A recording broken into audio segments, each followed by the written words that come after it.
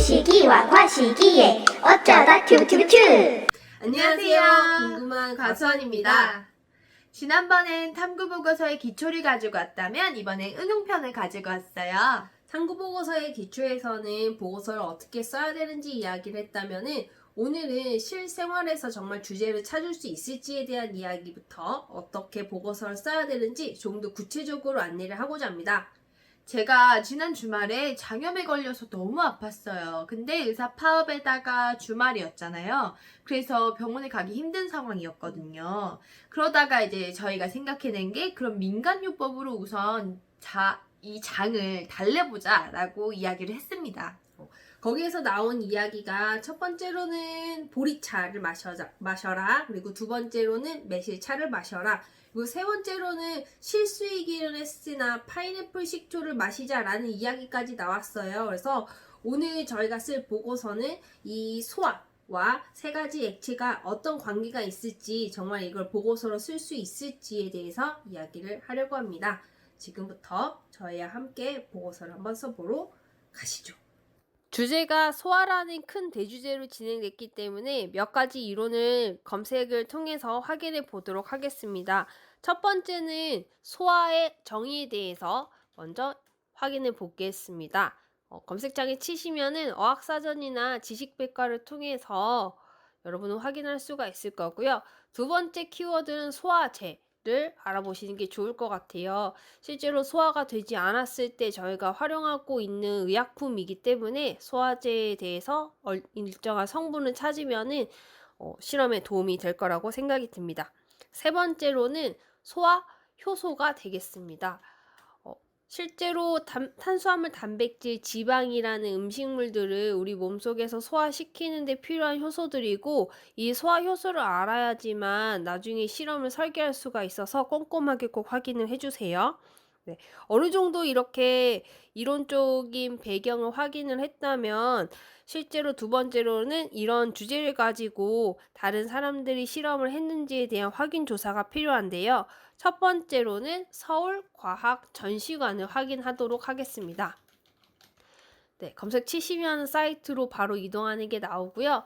여러 가지 탭 중에서 두 번째 있는 학생교육 아래쪽에 보이는 과학 경진대회를 눌러주세요. 네, 공지사항 아래쪽에 있는 입상장을 눌러주시고요. 과학전람회하고 세 번째 탭인 탐구 발표 대회가 저희가 찾아야 할 부분이에요. 과학전람회는 학생 발표 탐구대회에서 우수한 성적으로 있던 친구들의 작품이 나와 있는 거고요. 학생 발표 탐구대회는 조금 더 그 아래 단계라고 보시면 돼서 학생 발표 탐구대회에서 검색을 하도록 하겠습니다. 네, 검색어는 소화라고만 치시면 돼요. 네, 쭉 내려서 확인을 해보면은 최소화라는 단어도 있고 여러 가지 있지만 가장 여기서 비슷한 것은 첫 번째 있었던 아래쪽에서 장려상 여섯 번째가 되겠네요. 동치 및 새우젓 간장의 녹말 소화효소 탐구. 한번 눌러서 이거는 간단하게 확인해 보도록 하겠습니다.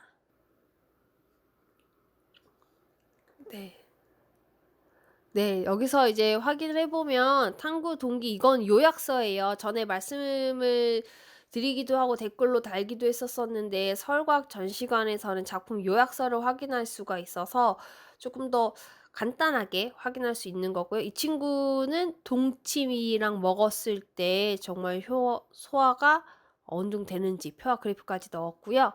네, 이 정도로 확인하셨으면 일단 저희랑은 좀 다르다라고 확인할 수가 있겠네요. 자, 두 번째는 과학 전람회에서도 똑같이 소화라는 걸 치고 확인을 해보도록 하겠습니다. 네, 여기도 마찬가지로 아까 말씀드렸다시피 학생 탐구 발표 데이보다는 좀 컨텐츠가 좀 적기는 해요. 두 번째 탭으로 넘어가서 확인해보면 여기서도 저희랑 일치하는 게 없네요. 자, 그럼 다시 네이버 검색창으로 가서 국립중앙과학관을 확인을 하도록 하겠습니다. 국립중앙과학관의 사이트로 연결을 해서 두 번째 탭이에요. 특별전 행사에서 위에서 네 번째 전국과학전람회를 같이 탭을 눌러주시고요. 행사 안내 탭을 누르게 되면은 전람회 통합 검색이라고 나와 있어요. 그 세 번째 탭을 치시고 검색어에 똑같이 소아라고 치게 되면은 몇 가지가 쭉 나와 있어요. 요거는 여러분 다시 한번 눌러보시고요. 제가 좀 전에 눌러봤을 때는 저희랑 똑같은 주제는 없었습니다. 그래서 여러분께서는 나중에 리스라는 것까지 확인을 해주시면 좋을 것 같아요. 자, 이렇게 사전 조사를 마쳤다면 네 번째로는 구체적인 주제를 확인해야 됩니다. 저희 같은 경우에는 매실액, 보리차, 파인애플 식초의 소화 성능 확인하기라는 주제로 만들 수 있습니다. 아니면 매실 주스를 초점 두어서 한다면 떡볶이를 먹은 후 매실 주스를 마시면 소화에 도움이 될까라는 주제를 선정해도 되겠죠? 그리고 다섯 번째로는 실험 방법을 정해야 합니다. 이때 자료조사와 실험 수행은 필수적으로 들어가야 되는 거고, 저희 같은 경우에는 주변의 어른이나 그럼 친구들에게 무엇을 먹었을 때 소화가 가장 잘 됐는지 설문을 해서 조금 더 탄탄한 보고서를 만들 수 있습니다. 실험 방법을 계획했다면은 이제 진짜 실험 계획을 조금 더 구체화시킬 필요가 있겠죠. 우리의 주제인 세 가지 액체가 소화에 성과가 있는지를 확인하기 위해서는 그것들이 없었을 때는 어느 정도의 소화가 되는지를 확인할 필요가 있겠습니다. 기본적인 영양소인 탄수화물, 단백질, 지방은 각각 침, 산성용액, 다이어트 약의 소화 효소를 가지고 확인해 볼 수가 있고요. 탄수화물이 소화됐다라고 했을 때는 녹말에서 포도당으로 변화되는 것을 이용하여 아이오딘 용액이나 베네딕트 수용액으로 확인해 볼 수가 있겠고요. 단백질은 뷰렌 용액, 지방은 수단스리 용액을 통해서 확인해 볼 수가 있겠습니다. 이런 대주군의 소화가 끝났다고 하면 정말로 우리의 실험군인 매실액, 보리차, 파인애플 식초가 소화에 성과가 있는지를 확인해 보는 실험이 반드시 필요하겠죠. 이때 앞서 했던 기본적인 침, 산성용액, 다이어트 약의 대조군과 소화 효소는 다르지만 나머지 조건은 모두 갖게 해야 된다는 변인 통제 잊지 마시기 바랍니다. 이런 실험이 끝났다고 해서 거기서 그치게 되면 탄탄한 보고서가 될 수 없기 때문에 온도에 따라서 어떤 변화가 나타나는지 특정 시간 동안 급격하게 소화가 잘 나타날 수 있기 때문에 시간이 흐른 뒤 아니면 시간에 따라서 소화의 결과가 어떻게 변화가 되었는지, 그리고 한 가지 액체인 매실액, 보리차, 파인애플 식초로 단정 짓지 마시고 이 액체들을 섞었을 때 어떤 결과가 나타나는지 확인을 통해서 조금 더 탄탄한 보고서를 만들기를 바랍니다. 실험 결과가 나왔다고 하면 조금 더 잘 보일 수 있도록 표와 그래프로 수치화시키는 것도 꼭 잊지 마시고요. 마지막으로 실험 결과에 대한 결론 도출이 필요합니다. 마지막 결론 도출은 어떠한 동기로 실험을 진행했고 예상한 결과와 같았거나 아니면 달랐거나 이런 경우에는 어떻게 대처했을 때 소화가 잘 된다는 것을 알게 되었다. 다음에는 또 이런 것들을 더 추가하여 연구하고 싶다 등으로 표현해 주는 게 좋습니다.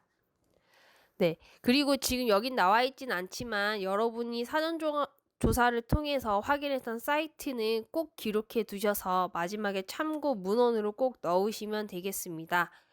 네, 지금까지 저희는 일상생활에서 저희가 실제로 궁금했던 것을 주제로 확인할 수 있는 방법에 대해서 알아보았고요.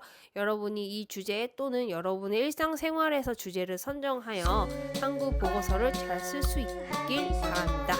그러면 지금까지 저희는 궁금한 과수원이었습니다.